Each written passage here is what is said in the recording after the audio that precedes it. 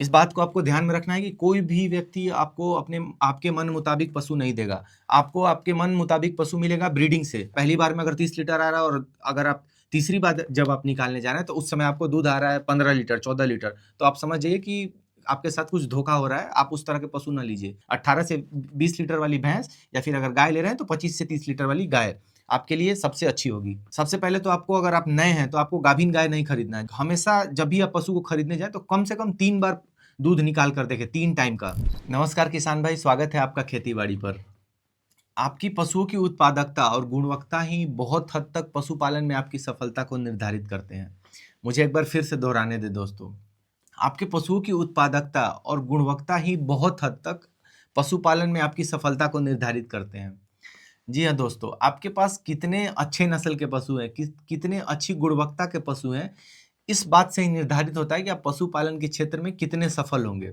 और खासकर जब भी बात आती है पशुओं को खरीद के लाने की, तो ऐसे में यह बहुत जरूरी हो जाता है कि आप बहुत सारी चीजों का ध्यान रखें। पशु को खरीदते समय किन किन बातों का ख्याल रखना चाहिए, कौन कौन सी सावधानियां रखनी चाहिए, और पशु को खरीदते समय एक अच्छे पशु का चुनाव कैसे करें, इन सारी बातों की चर्चा आज इस वीडियो में करेंगे। सबसे पहले आपको इस बात का ख्याल रखना है कि कोई भी व्यक्ति अपने अच्छे पशु नहीं बेचता। कोई भी व्यक्ति वो पशु नहीं बेचेगा जो उसके लिए सबसे सर्वश्रेष्ठ हो। यानी कि जब भी कोई अपने पशुओं को बेचता है तो ये बात को हमेशा ख्याल रखें, जब भी आप पशु खरीदने जाते हैं तो इस बात का ख्याल रखें कि सामने वाला व्यक्ति अपने अच्छे पशुओं को आपको नहीं देगा, तो आपको वो कौन सी पशु देगा, इसको समझिए पहले। देखिए, जब भी कोई ब्रीडिंग पे काम करता है, जब भी कोई अपने ब्रीड को डेवलप करता है, तो समझ लीजिए कि मेरे फार्म का औसत चला गया 60 लीटर, लेकिन मेरे फार्म पे कुछ ऐसे भी पशु होते हैं जो 60 लीटर से कम है, तो वो मेरे हिसाब से मेरे लिए सबसे बेस्ट पशु नहीं है। लेकिन हाँ, एक छोटा किसान है, कोई अगर नया डेयरी फार्मिंग की शुरुआत कर रहा है, तो जो 30 लीटर वाली गाय है, हो सकता है कि मेरे लिए अच्छी नहीं हो, लेकिन सामने वाले व्यक्ति के लिए 30 लीटर वाली गाय बहुत अच्छी है। तो ऐसा ही होता है कि ये बात को समझ के चलिए कि सामने वाला व्यक्ति अपने हिसाब से सबसे अच्छे पशु आपको नहीं दे रहा है, लेकिन आपके लिए वो अच्छा पशु हो सकता है। लेकिन जब भी आप पशु को खरीदने जाते हैं तो हमेशा इस बात का ध्यान रखिए कि जब भी पशु को खरीदने जाए अपने साथ एक अनुभवी व्यक्ति को जरूर लेकर जाएं दोस्तों। आप अपने आसपास या फिर अपने रिलेटिव में देखें कि जो भी व्यक्ति अगर थोड़ा सा अनुभवी है उसको अपने साथ जरूर लेकर जाएं। देखिए दोस्तों, बहुत सारी चीज़ें हैं पशुओं को खरीदते समय जिनको देखकर पता नहीं चलता। आप यूट्यूब से वीडियो देखकर जाएँगे कि इन बातों का ख़्याल रखना है, लेकिन इतनी सारी कॉम्प्लेक्सिटीज़ हैं, इतना मतलब बारीक ध्यान देना पड़ता है कि वो अनुभव से ही आता है। अपने फार्म पे अच्छे पशु डेवलप करने का दोस्तों राज है ब्रीडिंग। हाँ, लेकिन जब भी आप फार्म की शुरुआत कर रहे हैं तो आप शुरुआत से ही ब्रीडिंग पहले दिन से नहीं करने लगेंगे। आपको कहीं न कहीं से पशु लेकर आना पड़ेगा। तो कौन-कौन सी बातों को ध्यान रखना चाहिए पशु लेकर आते समय? वैसे मेरा सलाह ये रहता है कि जब भी आप पशुपालन की शुरुआत कर रहे हैं तो या तो आप एचएफ से करें या फिर आप जर्सी से करें। दोनों ब्रीड शुरुआत के मामला में बेहतर है। इस बात को आपको ध्यान में रखना है कि कोई भी व्यक्ति आपको आपके मन मुताबिक पशु नहीं देगा। आपको आपके मन मुताबिक पशु मिलेगा ब्रीडिंग से। तो ब्रीडिंग को हमेशा ध्यान में रखते हुए ही पशुओं को खरीदना है। दूसरी बात, जब भी आप पशु खरीदने का निर्णय लें तो आप सीधे बाहर की तरफ ना देखें। सीधे आप यह मत देखें कि पंजाब और हरियाणा से पशु लेकर आ जाएँगे। हाँ, पंजाब और हरियाणा में बहुत अच्छे नस्ल के पशु हैं, लेकिन बहुत बार क्या होता है कि आपके आस-पास में ही अच्छे नस्ल के, अच्छे ब्रीड में पशु मिल जाते हैं। और क्या होता है कि जब भी आप पंजाब और हरियाणा से या फिर दूर से अगर आप पशुओं को लेकर आते हैं, तो पशु आपके एनवायरनमेंट में अभ्यस्त नहीं रहता, उसको समय लगता है आपके एनवायरनमेंट में अभ्यस्त होने में। तो ऐसे में अगर आपके आस-पास में ही अगर अच्छे ब्रीड की पशु मिल जाए, जिस पे आप आगे ब्रीडिंग करके और अच्छे नस्ल के पशु ले सकते हैं, तो कोशिश कीजिए कि आपके आस-पास में जो 100 किलोमीटर के रेंज में है, अगर वहाँ से अगर अच्छे पशु मिल जाते हैं, तो सबसे प्राथमिकता आप वहीं पे दीजिए कि वहीं से आप अच्छे पशु का चुनाव कर लीजिए। क्योंकि देखिए दोस्तों, जब भी आप बाहर जाएँगे तो शुरू में तो आपको 10-15 जानवर से शुरुआत नहीं करना है, तो उतने दूर से 2-3 पशु लाना आपके लिए महँगा भी होगा और साथ ही साथ पशु आपके जो वातावरण है उससे अभ्यस्त नहीं रहता, वो पंजाब और हरियाणा के क्लाइमेट के साथ अभ्यस्त रहता है। कोशिश कीजिए कि आपके लोकल में अगर अच्छे पशु मिल जाए तो उसको खरीदिए। क्योंकि देखिए दोस्तों, पशु खरीदना बहुत भाग-दौड़ का काम है। आपको थोड़ा-सा भाग-दौड़ और थोड़ी-सी परेशानी उठानी पड़ेगी। लेकिन हाँ, आप ये हमेशा कीजिए कि आपको अच्छे नस्ल के पशु लेने हैं, अच्छे ब्रीड में पशु लेने हैं। आपके लोकल में अच्छे पशु मिल जाए तो ठीक है, वरना आप फिर पंजाब और हरियाणा की तरफ रुख कीजिए। आपको वहाँ तो अच्छे पशु मिल ही जाएँगे, अच्छे ब्रीड में पशु मिलेंगे वहाँ। इस बात को क्यों कह रहा हूँ मैं? क्योंकि बहुत बार आप वहाँ से पशु लेकर आ जाते हैं, लेकिन यहाँ आने के बाद पशु बीमार हो जाता है। बहुत केस में इतने दूर से पशु लाने पे पशुओं को थकान होती है। बहुत सारी चीज़ें हैं जिसको आपको ध्यान में रखना चाहिए और कोशिश करना चाहिए कि आप लोकल से पशु खरीदें। अगर लोकल में नहीं मिल रहा है तब आप उसके तरफ जाइए, पंजाब हरियाणा से पशु लेकर आइए। लेकिन हाँ, लाते समय बहुत सारी चीज़ों का ख्याल रखना पड़ता है। इस पे भी हम लोग आगे की वीडियोज़ में बात करेंगे कि पशु को लाते समय किन-किन बातों का ख्याल रखना चाहिए कि ताकि पशु को कम से कम नुकसान हो। तीसरी बात यह है कि आपको कभी भी पशु खरीदना है, आप वहीं से पशु खरीदिए जो आपको दूध निकाल कर देखने दे। सबसे पहले तो आपको, अगर आप नए हैं तो आपको गाभिन गाय नहीं खरीदना है, जो गाय प्रेग्नेंट है वो नहीं खरीदना। जो ताज़ी ब्याई हुई गाय है उससे आप अपने पशुपालन के शुरुआत कीजिए कि जो ताज़ी ब्याई गाय होती है उसका आप दूध निकाल कर अच्छे से देख लेंगे। आप यह देख लेंगे कि दूध का उत्पादन कितना है। हमेशा जब भी आप पशु को खरीदने जाएँ तो कम से कम 3 बार दूध निकाल कर देखें, 3 टाइम का। 3 टाइम का आप दूध निकाल रहे हैं और उसके दूध में अगर ज़्यादा औसत आ जा रहा है, जैसे कि अगर अभी आपने दूध निकाला तो निकल गया 30 लीटर, और कल अगर आपने शाम को अगर निकाल रहे हैं, अगर आप दूध सुबह में निकाला, शाम को निकाला और फिर अगर कल सुबह में निकाल रहे हैं और अगर ज़्यादा औसत आ रहा है, पहली बार में अगर 30 लीटर आ रहा है और अगर आप तीसरी बार जब आप निकालने जा रहे हैं तो उस समय आपको दूध आ रहा है 15 लीटर, 14 लीटर, तो आप समझ जाइए कि आपके साथ कुछ धोखा हो रहा है। आप उस तरह के पशु ना लीजिए। 3 बार दूध निकालिए और 3 बार में जितना दूध आपका निकल रहा है उसका औसत ही उस गाय का उत्पादन होगा। तो ये आप समझ लीजिए, क्योंकि बहुत बार क्या होता है कि गाय को बेचने के लिए लोग थन में दूध रोक के रख लेते हैं और ऐसे में अगर आप दूध निकाल कर चेक नहीं करेंगे तो धोखा होने का संभावना हो जाता है दोस्तों। अब जब भी आप दूध निकालें तो दूध निकालते समय आपको गाय के बर्ताव को भी ध्यान से देखना है कि गाय पैर वैर तो नहीं मार रही, अच्छे से दूध निकालने दे रही है कि नहीं दे रही है।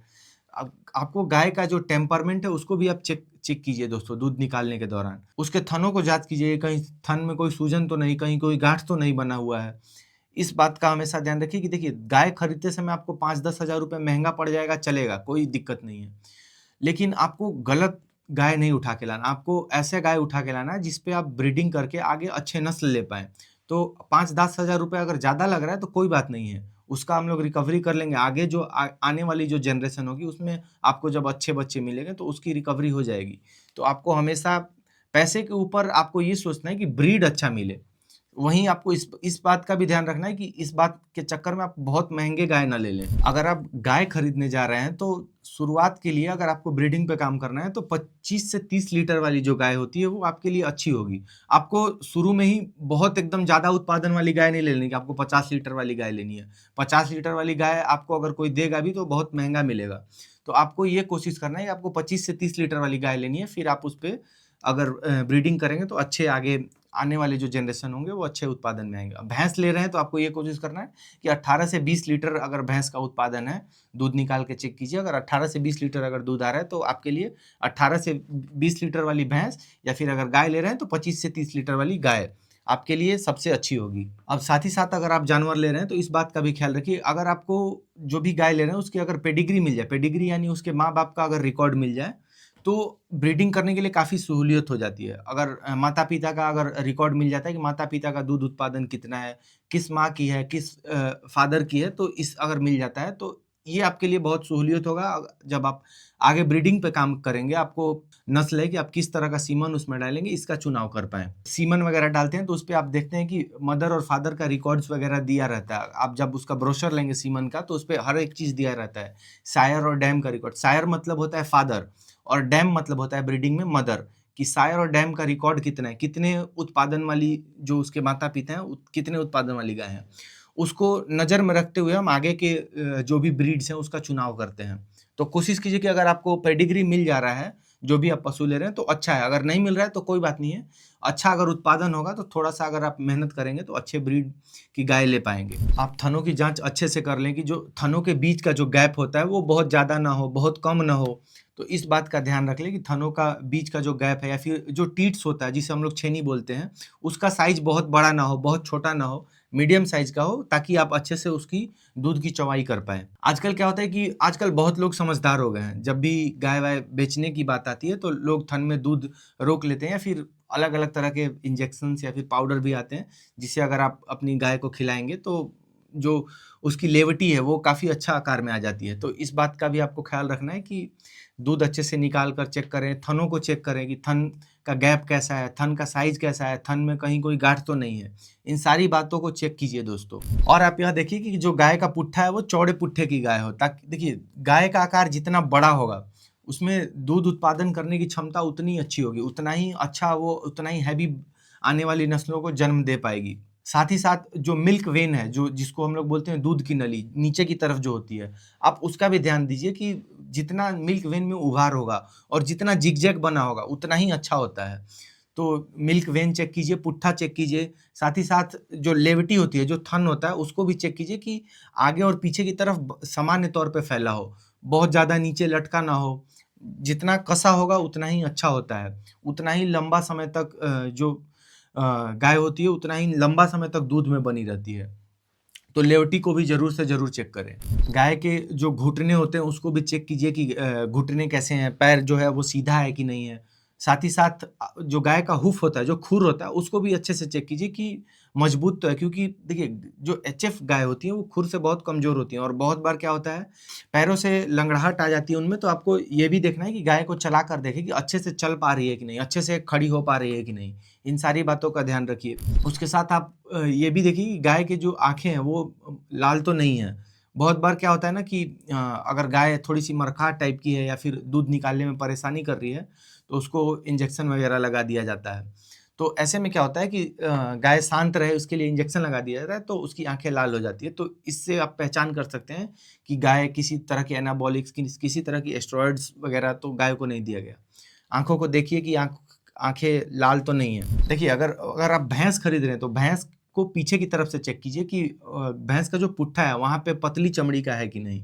और अगर आप गाय खरीद रहे हैं तो गाय के गर्दन के पास, ऊपर की तरफ गर्दन के पास तक चेक कीजिए कि वो पतली चमड़ी का नहीं है कि नहीं है। क्योंकि जो पतली चमड़ी के जो जानवर होते हैं वो ज़्यादा दूध में होते हैं। अगर थोड़ी मोटी चमड़ी है तो वो थोड़े से कम दूध देंगे पतली चमड़ी के कंपैरिजन में। तो भैंस को पीछे की तरफ पुट्ठे पे चेक कीजिए, और अगर गाय है तो उसके कंधे की तरफ जो नेक है उससे थोड़ा-सा पीछे चेक कीजिए कि पतली चमड़ी क्या है कि नहीं है। उसके साथ-साथ इस बात का भी आपको ध्यान रखना है कि उम्र का जो निर्धारण है वो दाँतों से होता है और सींग से होता है।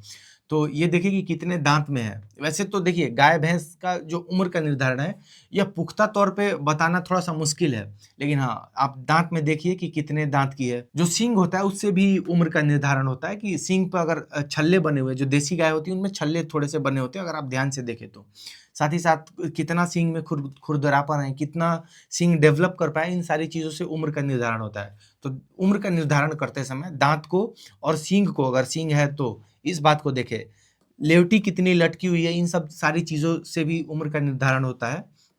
तो इन सारी बातों को ध्यान में रखते हुए ही गाय का चुनाव करें। प्रोडक्टिविटी की बात आती है तो आपको नंबर पे नहीं जाना है कि आपके पास 10 पशु हैं, 20 पशु हैं, आपको अच्छे ब्रीड पे जाना है। आप 4 ही पशु रखिए, लेकिन एकदम अच्छे ब्रीड में रखिए। आप उस तरह के पशु रखिए जिस पे आप ब्रीडिंग अगर करें तो आने वाली जो जनरेशन है वो अच्छी जनरेशन की निकले, अच्छी उत्पादकता की निकले। तो आपको संख्या को छोड़कर उत्पादकता और उत्पादन की तरफ जाना है। तभी आप डेयरी फार्मिंग में सफल हो पाएँगे। पशुपालन का काम सफल होने के लिए यह ज़रूरी हो जाता है कि आपके पास अच्छे नस्ल के पशु हों। अब आप अगर एक बार अच्छे पशु लेकर आ जाते हैं, तो अब अगला काम है आपको कि आपको ब्रीडिंग पे पूरी तरह से ध्यान देना है। अच्छे ब्रीड को तैयार करना है, अच्छे सीमन का चुनाव करना है, अच्छी तरह से उसको फीडिंग करना है, ताकि जो आने वाली जनरेशन है, वो जो आपका प्रीवियस जनरेशन है, उससे अच्छा उत्पादन में आए। तो ब्रीडिंग पे ध्यान दीजिए, सीमेन का अच्छा सिलेक्शन कीजिए, सेक्स सॉर्टेड सीमेन का इस्तेमाल कीजिए। देखिए दोस्तों, सफल जो डेयरी फार्मिंग है, इसमें ब्रीडिंग जो है एक पिलर्स की तरह है कि 4 पिलर्स होते हैं डेयरी फार्मिंग के: ब्रीड, फीड, मैनेजमेंट और मार्केटिंग। तो जो ब्रीड है, अब आपको इस ब्रीडिंग पे काम करना है ताकि आप अच्छे पशु को डेवलप कर पाएँ। आने वाली वीडियोज़ में वीडियोज़ बाय वीडियोज़ हम लोग समझते जाएँगे कि ब्रीडिंग, अच्छा ब्रीड कैसे डेवलप किया जाए। अगर आप यह चुनाव करना चाहते हैं कि पशुपालन की शुरुआत कौन-सी ब्रीड से करनी चाहिए, तो हमने एक वीडियो में बात किया हुआ है कि कौन से ब्रीड से पशुपालन की शुरुआत करनी चाहिए। आप उस वीडियो को देख सकते हैं। इसी तरह से दोस्तों सीखते रहिए और पशुपालन में आगे बढ़ते रहिए दोस्तों। वीडियो को देखने के लिए बहुत-बहुत धन्यवाद दोस्तों।